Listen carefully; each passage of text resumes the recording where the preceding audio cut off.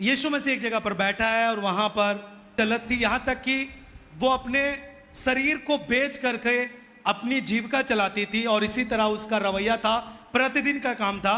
लेकिन एक दिन उसको लोगों ने पकड़ा और उस समय नियम था कि ऐसे स्त्रियों को जब भी पकड़ा जाए तो उसे पत्थर से मार मार कर मार डाला जाता था। लेकिन लोगों ने क्या सोचा, उस समय के लोगों ने जो यीशु मसीह से घृणा करते थे, उन्होंने सोचा कि हम इस स्त्री को मारेंगे भी और साथ में यीशु को भी पकड़ेंगे, क्योंकि ऐसे लोगों को ये माफ करता है। प्रभु को भी, जिसे आज दूरी जहां बैठा था वहां पर लोग उसको लेकर आए और बोले, प्रभु, हे गुरु, हमने इसे व्यभिचार करते हुए पकड़ा है और ऐसे लोगों के विषय में यह नियम बताता है कि इसको पत्थर से मार दिया जाए और मार डाला जाए, मार मार के। तू क्या कहता है कि हम इसके साथ करें? यीशु कुछ नहीं बोला। यीशु ने झुका और जो उसमें लोग थे उनके ही कुछ लोगों के बारे में प्रभु ने लिखना शुरू किया और प्रभु ने सिर उठाया और बोला कि जो कभी पाप ना किया हो सबसे पहले वही पत्थर मारे और उसके बाद सब जन मारे। लेकिन देखा कुछ लोगों ने कि हमारे नाम इसमें है कि मैं ये काम था, ये काम करता था, और लोगों में किसी को भी हिम्मत ना हुई कि वो स्त्री को पहले पत्थर मारे, क्योंकि सब ने कोई ना कोई काम किया था, गलत काम, कोई ना कोई सबने पाप किया था। और फिर से यीशु झुककर भूमि पर लिखने लगा और एक एक व्यक्ति करके सब धीरे धीरे देख करके अपने नाम, अपने काम को भाग गए वहां से। क्योंकि परमेश्वर जब निर्णय करता है, परमेश्वर जब न्याय करता है, वो किसी का पक्षपात नहीं करता। आमीन। और जब यीशु ने अपने सिर उठाया और उसने कहा, ये स्त्री, कोई नहीं यहां पर, किसी ने तुझ पर पत्थर नहीं मारा? उसने बोला, प्रभु, किसी ने नहीं।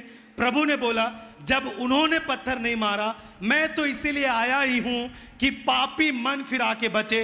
जा, मैं भी तुझ पर दंड के आगे नहीं देता, चली जा, फिर से पाप नहीं करना। और वो स्त्री फिर से पाप नहीं की और उसका जीवन पूरी तरीके से बदल गया। और जोर से ताली बजाएं यदि आप प्रभु के प्रेम को जानते हैं। जितने उसके प्रेम को अपने जीवन में अनुभव किए, जोर से ताली बजा के धन्यवाद यीशु के साथ ऊंची आवाज में धन्यवाद यीशु बोलें।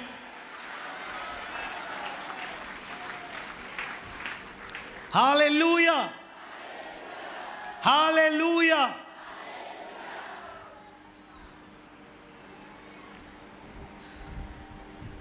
यदि मान लीजिए इस स्त्री को परमेश्वर ने किस तरह छुड़ाया और किस तरह यीशु खुद वहां पर फंस सकता था, लेकिन वो परमेश्वर का पुत्र था।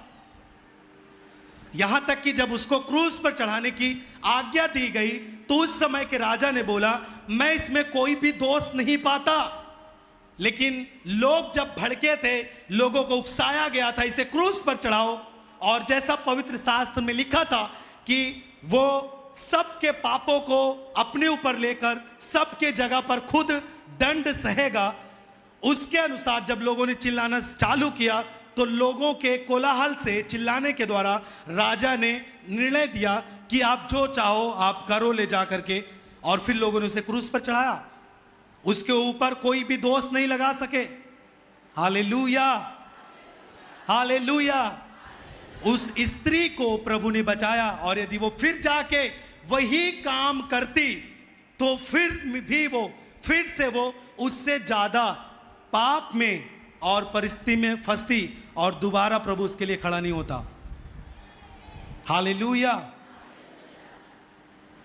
आप सोचो, यीशु के पास वो स्त्री पश्चाताप करने नहीं गई। तो जिस समय लोगों ने स्त्री को पकड़ा था, उसी समय उसको मार देते और किसी पर कुछ भी। प्रभु जिससे बात करने वाला आपका प्रभु आपके साथ में खड़ा है, वो आपको एक बार जरूर मौका देगा कि आप अपने पापों से पश्चाताप करें।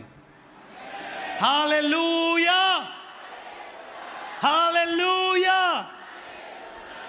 आप क्या देख रहे हैं कि वो पश्चाताप करने के लिए नहीं आई, परंतु लोगों ने खुद यीशु के पास उसे ले जाकर पहुंचा दिए।